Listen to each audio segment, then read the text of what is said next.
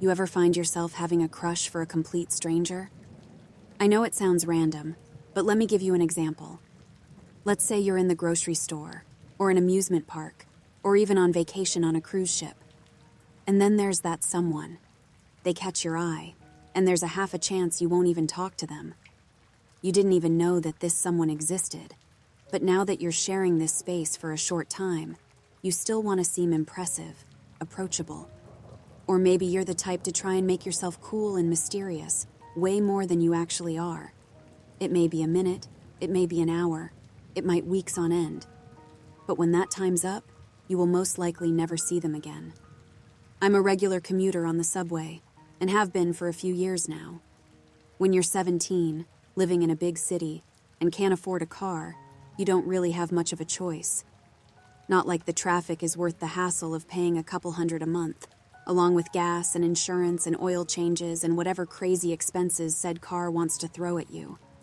My mom can barely afford her own bills, and she refuses to let me get a job to even help out. Sweetie, you just worry about school, and try to enjoy being a kid before you grow up. Trust me, it sucks most of the time. It was an annoying answer she gave me, but I guess it made some sense in a way. She was constantly overprotective of me like that. So with no car and no job, the subway has become a close friend of mine. My ride was always the 7 train. It runs close to 24 hours a day. It was New York, so you can expect to see just about everything. The eccentric street musicians working for tips, the crazy homeless men with bugs in their beards, exotic food carts with kebabs that might actually be alive, and so on. It was weird, but still oddly normal to me. There have been a few accidents with the trains, which often left everyone uneasy about stepping foot in there. But with every tragedy, eventually, we all have to move on. We fix what was broken and try to be better the next day. Fortunately, I was never on board when anything bad happened, but it did take some convincing have Mom let me get back on the trains. I did have to go to school and get around the city to run errands because God knows my mom didn't have the time.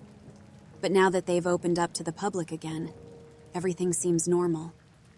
As I was just settling back into my routine, I stepped onto the train, exhausted and just wanting to go home. That's when I met my someone. Well, I didn't technically meet her. Not yet, anyway. From first glance, she seemed like the most normal person there, until glancing turned into looking over every 5 minutes. It got to a point where I had to keep snapping myself back to reality. But I just couldn't help it. She was gorgeous. She had freckles scattered across her skin like stars, and her hair was pure ginger, just barely touching her shoulders. She had the most elegant curls, too, the type where it seemed like it would take hours to perfect. And her eyes, just the loveliest green hazel I've ever seen. Every time I'm on the train, which is almost every day, I would look over and there she was. And I don't exaggerate when I say every time. It doesn't matter if it was the weekend or early in the morning or late at night. She is always there.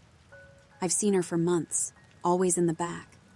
She always wears the same mint green hoodie. She looked outside of the window, not even moving her head an inch away. She just stared into nothing. What's weird is I've never seen her get off on any stop, but I just assumed that she lived farther than me. Every single day she was there and I wanted to say something, but I just couldn't. I never really had that much luck with girls. I just never seemed to be their type, and being rejected constantly didn't help boost my confidence at all. But I really felt this girl was special, even if I didn't even really know her, so I had to try. I had to get her to see I existed. After school, I called Mom and asked if I could sleep over at my friend Todd's house for the weekend. He lives the edge of Queens, so it wouldn't be that far of a trip. Plus, we could go to school together on Monday, and she wouldn't have to worry about dinner for the next few days. It took some convincing, but she finally caved. I told Todd I'd be over at his place later. His parents were out of town, so I could show up whenever I wanted. But I had to take care of some things first. It wasn't technically a lie, I was just hiding the intent behind my actions. The time had come to put my plan in motion. I spent the day running errands, hanging out with a few friends, and mentally prepping myself on what to say and how to say it. Later, I stepped onto my normal train and looked over near the back, and as usual, she was there. Looking out the window as usual, she was just as gorgeous as ever. I intentionally skipped my stop and waited for her to get off first so I could somehow approach her.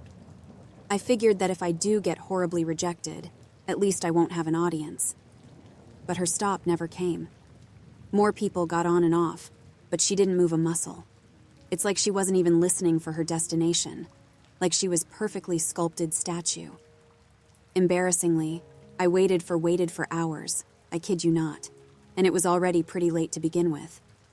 I waited to the point where I dozed off a few times. I jolted up, hoping she didn't get off while I was unconscious, but she was still there. It was like her body refused her to move at all. I looked at the time and saw it was almost 2 a.m. I figured this was getting ridiculous, and somehow talked myself into growing a pair and going up to her. At this point, there was only us and a few others on the train, all spread out. So I finally marched over and tapped her shoulder. Hi, I'm Isaac. I've seen you a couple times on this train. We must have the same commute. I just wanted to... I stopped myself, because something was off by the way she was looking at me. She seemed surprised that I snapped her out of her trance. She began to study me. The more she looked, the more scared and confused her face became. I could see her trembling. You shouldn't be able to see me. What? What are you... All of a sudden, my breath started to condensate, making the vapor completely visible. I felt normal only a few seconds ago, but now my body treated it like it was under 20 degrees. Her eyes widened as she turned her gaze to something behind me. Oh God. No. No. I turned around to see a thin, lanky man in a black suit about 20 feet away with his back towards me. I thought he was just a normal man, until his body started to contort itself. His arms became thinner and thinner as they slowly reached the floor and started to coil up like old, rusty slinkies. His spine began to bend inward like he was folding in half, but could never break. His neck followed suit with his arms, stretching beyond what is humanly possible, his skin growing paler and paler until it reached a disgusting shade of gray. As he was stretching every part of his limbs like an endless supply of rubber, I saw his head slowly spin around several times until it locked on me. His eyes began to grow past his face until they were as big as his forehead. Then he smiled maliciously, as if he was starving for something he'd been craving for a long time. His lips stretched out beyond his cheeks and moved upward past his head, exposing a horrific set of teeth. These teeth were not sharp and monstrous, quite the opposite, actually. They were tiny but jagged and curved, like how a kid would look before they had braces. But what made it unsettling was that there were several rows, probably about 6 or 7, all stacked on top of each other. The man started to convulse and foam started to drip from his eyes, and I could hear my heart beating in my ears as he crept towards me. My legs kept me in place. I was too petrified to move. As he got closer, I could hear an odd melody, very faint but noticeable. He was humming. I don't know how with his mouth wide open, but he was humming. I almost accepted that this was how I die, eaten alive or have my soul sucked out by some other worldly creature because I couldn't get a random girl out of my head for 5 minutes. I almost just let it happen. I saw no use in running, no way of escape, until my thoughts were interrupted. Now arriving, Woodhaven Boulevard. The train had reached its stop, but I still felt like it was impossible for my body to move. It was like my muscles and nerves cut off the communication from my brain, so they wouldn't be able to listen to my constant thoughts to run away. But I did have a little help. The girl grabbed my shirt and quickly pushed me toward the opening doors with an angry but protective tone. You need to get out of here, now. But, what about, get out? She pushed me out the doors and I could barely catch my footing. I tripped and sat on the floor, watching the doors close and the train leaving with her and that thing on it. My breath was back to normal, but I was shaking. I had no idea what to say or do. I could barely fathom what just happened. So I just got up and walked to Todd's house. It was probably only about 30 minutes, but it felt like hours. I was exhausted not too long ago, but now I'm not even sure if I can fall asleep for a long time. I knocked on Todd's door, and he looked like he had just rolled out of bed. But knowing him, he'd actually been up for hours. He had chips all over his shirt, and he was holding a controller while his TV was blasting from a couple rooms away. "Hey dude, where have you been? I've been waiting like all day. I was thinking you bailed on me. Are you okay? You look high. Are you high?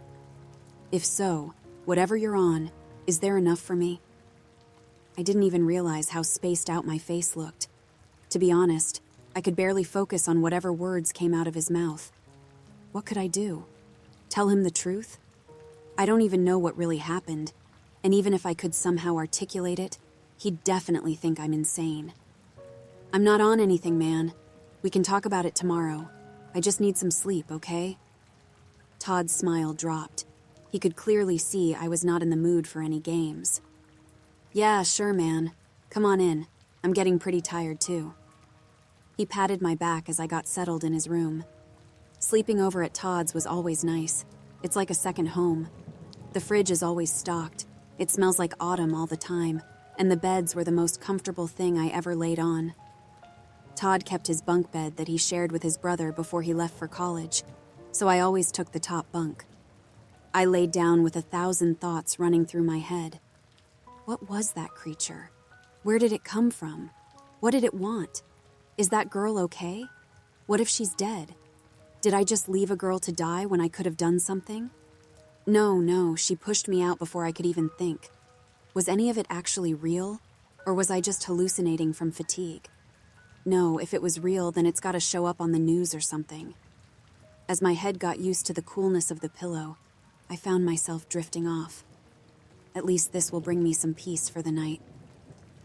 The next morning, I looked all around on the news to see if there were any reports about a dead girl or a monster on the same train that night, but nothing came up. It must have been a realistic daydream or something. I'm more concerned about if she's okay, but there was really no way to find her. I knew nothing about her, where she lived, or even her name. I only knew what she looked like and where she always was. It was a huge leap of faith. I doubt she'd be anywhere near that train after what happened, but what else could I do? The next morning, Todd hounded me on why I knocked on his door looking like a disheveled mess. I obviously couldn't tell him anything until I had some answers, until I was sure it was real. I made my way back to the subway, not really knowing what to expect. I waited for what felt like eternity for this stupid train to arrive. I almost couldn't believe it when it finally stopped. I hesitated to step on, but then I remembered one of the biggest rules of New York. People are a type of traffic, and you don't stop in the middle of moving traffic. As the doors closed, I looked around towards the back, past dressy businessmen glued to their phones, cranky cat ladies who really need to find another hobby, and just straight-up crackheads mumbling strange nothings. And there she was, in her same spot, in her same routine like the previous night never happened. She wasn't around many people. Everyone was more up towards the front, which was actually preferable because I don't think I want anyone to overhear this insanity I've been dealing with. I carefully tread over to her, not really having much thought on what to say, but figured it was worth a try anyway. I find myself right next to her, and can barely get my lips to move until, "If you want to talk to me, take out your phone and pretend you're calling someone. It's safer that way." She could tell I was looking for her. Normally, I would think that's a ridiculous idea, but given the situation and everything I've seen so far, I felt it better to just play ball. So I followed through and reached into my pocket for my phone. I even pretended to punch in some numbers to make it look real. The 7 train normally goes above ground after a bit, so I had to wait to get service first. Soon, we were both looking out the window at a pale and overcast sky, hearing the rain as it pattered against the window. After I held it up to my face for a few seconds, I took a deep breath and asked the first question that came to mind. Are you okay? Are you hurt?" Her gaze shifted to me finally. She seemed a bit thrown off by what I said. "After what you saw, that's really your first question?" "Yes. That thing didn't hurt you, did it?" She let out a small chuckle. "Don't worry, I'm fine. Thanks for asking. I'm actually more worried about you." I nodded in agreement. I was pretty worried for myself, too. So, who are you? And what's with you in this train? And that monster? I've never seen anything like it. Her face tensed up. You really want to know? I looked directly into her green eyes. I wouldn't have come back if I didn't. I guess I owe you that much at least. Okay, to answer your questions in order, I'm Zoe. That's all can remember. No last name, no memories, nobody looking for me. Just Zoe. That's all I have. As for the train, I can't leave. Literally, like I physically can't leave. The furthest thing I can remember was waking up here. I tried to talk to a random person to figure out where I was, but no answer. Like I wasn't even there. At first, I thought he was just being rude, just another jerk in the city. That was until I tried talking to another person. And then another. And another. And another, and so on. Then I tried to leave the train. Emphasis on tried. I got as far as the door, and I watched it open, but I couldn't even get my hand out, much less my body. It was like a force field, or like a gravitational pull sucking me back in. I was terrified, and I had nobody to help me. I tried waving my hands in people's faces, jumping around, yelling and screaming and crying, but it eventually clicked that nobody could see or hear me. I tried all day, though, but nothing. All I could do was just watch outside this stupid window. I don't even know how long it's been. Could be months, years. I seriously have no clue. As for that creature you saw, he was one of the firsts to actually see me. I was crying for so long, stuck in this reality of my life, until I heard his voice. He only said one thing to me. We're all dead. Better get used to it. Then he disappeared into the darkness, humming a weird tune. We call him the Thin Man. He doesn't talk much, not to mention appears very rarely, and he only transforms into that when he senses a corporeal. Sorry, a what? Oh, right. You don't know this stuff. A corporeal. That's what we call the living who can see us. Wasn't my choice for a name, but somehow it stuck. Wait, hold on. You said we. There's more of you guys stuck here on the train? Like ghosts or spirits or something? Zoe nodded. Yeah, quite a few of us. I mean, we kind of just assume we're dead. What other explanation could there be? And now that you see us, we can all see you. We all know you're here. Is that a bad thing? If you're thinking about whether or not we can turn into that nightmare, don't worry. He's the only one who's proven to do it. My guess is that he did some things in life that twisted his soul into something horrific, and now he takes pride in his new life. Okay, wow. That's a lot to take in. Zoe paused and thought for a second. You said your name was Isaac, right? I nodded as I adjusted my phone to my other ear in a more comfortable position. I'm surprised she remembered my name. What with all that happened in that small moment. Well, it was nice meeting you, Isaac. I'll be honest, I've only heard of corporeals, but you're the first one to ever approach me. I've also heard of them being taken. You're lucky to be alive. If I'm being honest, I didn't think you'd come back at all. Figured the Thin Man would have scared the crap out of you. Well, he definitely did. But it's okay, I was feeling pretty constipated these past few weeks, so I definitely needed that. Zoe laughed at my slightly childish joke. And it wasn't just a warm smile or even a chuckle. It was a genuine laugh, like it was something she hadn't got experience in years. You know, it's been a while since I've talked with someone like this. Like everything is normal. This was nice. She leaned back against the window. Now, if you'll excuse me, I probably should get back to, well, you know. She gestured towards the window, seeming somewhat content with her eternity on this train. I thought for a second. Wait, maybe I can help you. Zoe focused back on me. Help me? How? Did I not mention stuck on this train, or... I mean, if you're really a spirit stuck on this train, maybe you have some unfinished business? Unfinished business? Yeah, I mean most ghosts in books and movies and stuff that are stuck in one place are usually stuck because of something that still needs to be done or discovered. If we figure it out, then maybe you can move on from this train and get on with the rest of your afterlife. Zoe seemed like a really nice girl. I figured it would be unfair for someone like her to be stuck in this plane of existence, forced to forever be bound to this cycle. She may not have any family, friends, or anyone at all who can help her, but she has me. Okay, but on one condition. You gotta get on this route at least once a day and talk to me, about anything, to at least keep me sane. Okay, sure, no problem. I mean it. Promise me. Promise. Okay, I believe you. Meet me here tomorrow night at 10. There's less people around that time. I'll introduce you to the family. Who exactly is the family? You'll have to meet me to find out. As the train came to a stop, I said my byes to Zoe, my mission clear. I may have been biased because I did really like her, but it's more than that. I was going to help her, whatever it takes. Apparently, I've had this gift to see people on a whole different existential plane, and it makes me wonder how many more have I unknowingly seen. They may have been shopping at the store, going for morning runs, playing at the playground. What other souls were stuck in the same spot, doing the same thing forever? Finishing those thoughts, the doors slid open, greeting me with a swift breeze and pink and blue gradient sky. I only managed to take a few steps before I froze completely. My breath was visible again. I had goosebumps like my skin was freezing. I heard a familiar humming. On the bench a few feet in front of me was that nightmare I was hoping to never see again. The same skinny, lanky man looking down to where I couldn't see his face. But I knew it was him. He was sitting there, waiting for me. It was the thin man,